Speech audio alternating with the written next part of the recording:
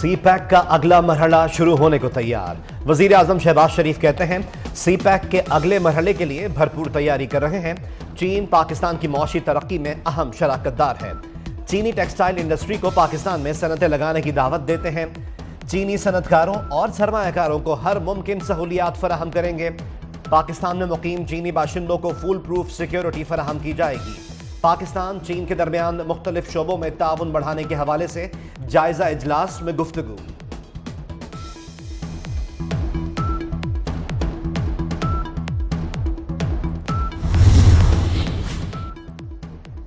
شدید گرمی میں گھنٹوں کی لوڈ شیڈنگ، وزیر اعظم کی زیر صدارت لوڈ شیڈنگ کی شکایات پر اہم اجلاس۔ بجلی کی طلب و رسد کی صورتحال پر بریفنگ دی جائے گی۔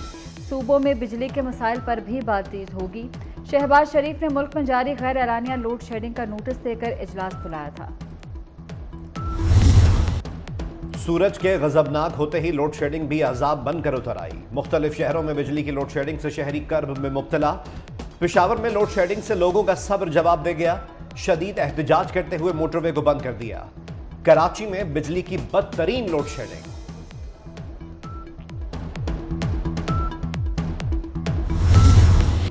سندھ دنیا کا گرم ترین خطہ بن گیا۔ نواب شاہ میں پارہ 53 تک جانے کی پیش گوئی۔ سبی، سکھر 50 اور حیدرآباد میں 49 ڈگری کی گرمی پڑے گی۔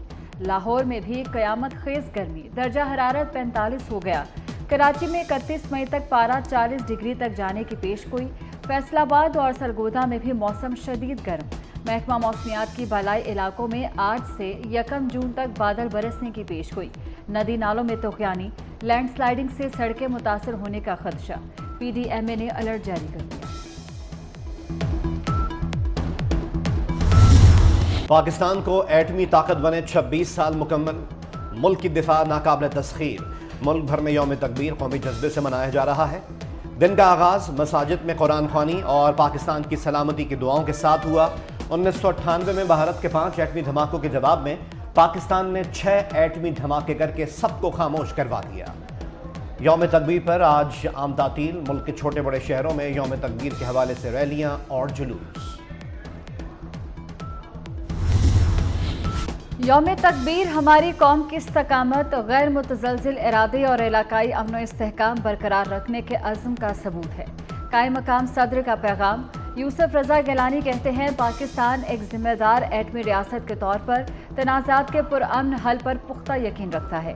وزیر اعظم شہباز شریف نے کہا کہ یوم تکبیر دفاع ناقابل تسخیر بنانے کی یاد دلاتا ہے۔ ملک کی اقتصادی سلامتی یقینی بنائیں گے۔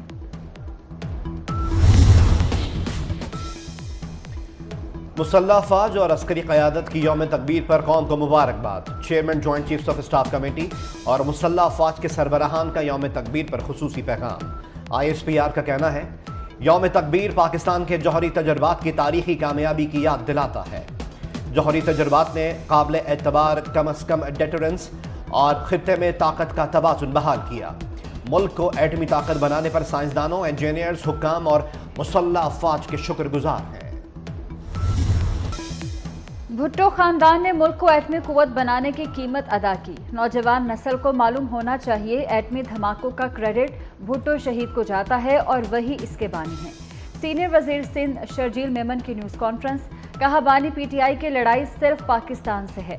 اس احسان فراموش شخص نے سوشل میڈیا پر گمراہ کن حقائق پیش کیے۔ قوم بانی پی ٹی آئی جیسے بہروپیوں کو پہچانے۔ بانی پی ٹی آئی کو پلانٹڈ قرار دیتے ہوئے شرجیل میمن نے کہا کہ اس شخص کو ہم پر تھوپا گیا۔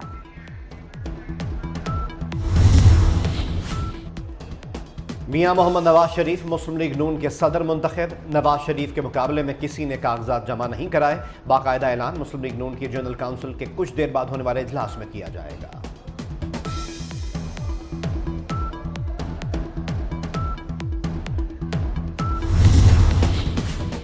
کابینہ کمیٹی برائے اسپیشل انویسٹمنٹ فیسیلیٹیشن کونسل کا قیام۔ 12 رکنی کمیٹی کے چیئرمین خود وزیر اعظم ہوں گے۔ کمیٹی میں خزانہ، دفاع، توانائی، تجارت، فوڈ سیکیورٹی اور آئی ٹی کے وزراء شامل۔ ایس آئی ایف سی کابینہ کمیٹی کے فیصلے وفاقی کابینہ میں منظوری کے لیے پیش کیے جائیں گے۔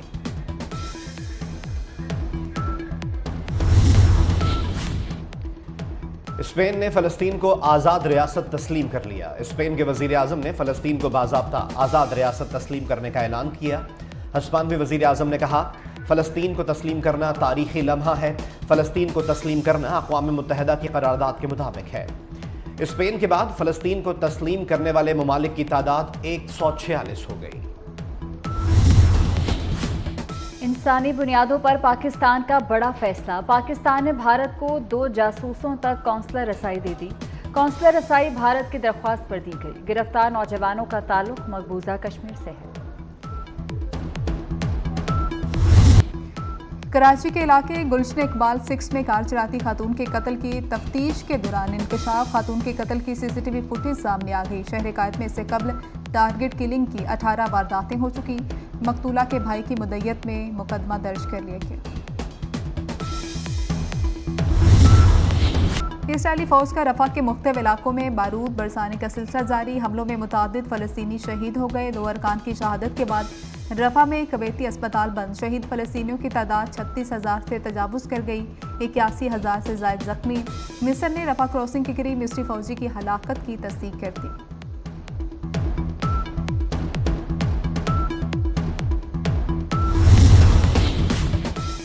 نیتن یاہو کو رفح پناہ گزین حملے پر شرم آ گئی، لیکن امریکہ نے رفح پر اسرائیلی دہشت گردی کو جائز قرار دیا۔ ترجمان امریکی قومی سلامتی جان کیربی نے کہا کہ اسرائیل کو حماس کے خلاف کارروائی کا حق حاصل ہے۔ حماس کو اسرائیلی شہریوں پر حملے کا ذمہ دار قرار دی۔ اسرائیلی فورسز کے رفح کے پناہ گزین کیمپس پر وحشیانہ حملے۔ سیکرٹری جنرل اقوام متحدہ کے رفح پر اسرائیلی بمباری کی مذمت۔ اینٹونیو گوتریس نے کہا کہ غزہ میں اب کوئی جگہ محفوظ نہیں رہی۔ بیلجیم کے نائب وزیر اعظم کا اسرائیل پر پابندیاں عائد کرنے کا مطالبہ۔ برسلز اجلاس میں غزہ میں فوری جنگ بندی، قیدیوں، یرغمالیوں کی رہائی کی کوششوں سمیت رفح کراسنگ کو کنٹرول کرنے کے لیے کوششوں کی حمایت۔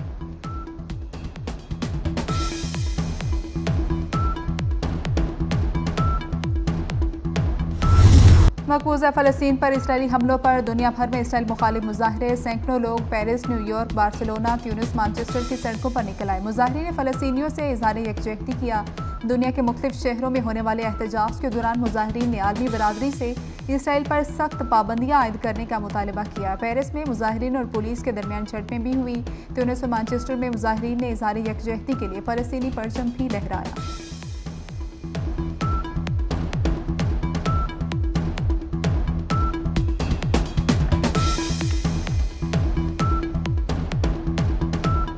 اور اردو ادب کی پہچان، کلاسیکی شاعری کی جان میر تقی میر کا یوم پیدائش 28 مئی 1723 کو اکبر آباد آگرہ میں پیدا ہوئے۔ میر تقی میر کی اردو شاعری میں عظیم کام کی وجہ سے انہیں خدائے سخن کے خطاب سے نوازا گیا۔